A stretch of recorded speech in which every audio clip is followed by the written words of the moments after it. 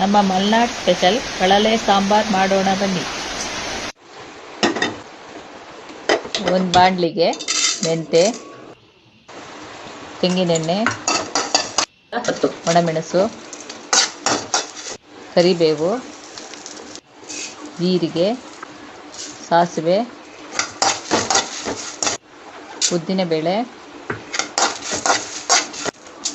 ಧನಿಯಾ,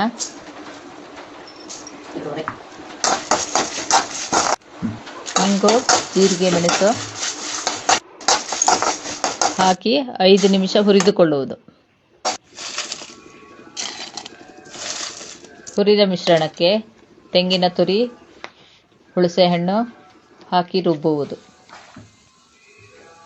ಹೆಚ್ಚಿದ ಕಳಲೆಯನ್ನು 3 ದಿನ ನೆನೆಸಿ ತೊಳೆದು ಉಪ್ಪು, ಬೆಲ್ಲ, ಬೇಳೆಯೊಡನೆ ಬೇಯಿಸುವುದು.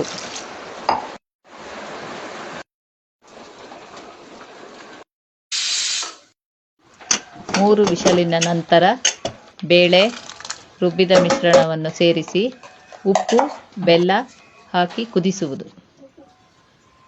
ಕುದಿಸಿದ ನಂತರ ಸಾಸಿವೆ, ಜೀರಿಗೆ, ಒಣಮೆಣಸು ಹಾಕಿ ಒಗ್ಗರಣೆ ಹಾಕುವುದು. ಇಷ್ಟಾದರೆ ಕಳಲೆ ಸಾಂಬಾರ್ ತಿನ್ನಲು ರೆಡಿ.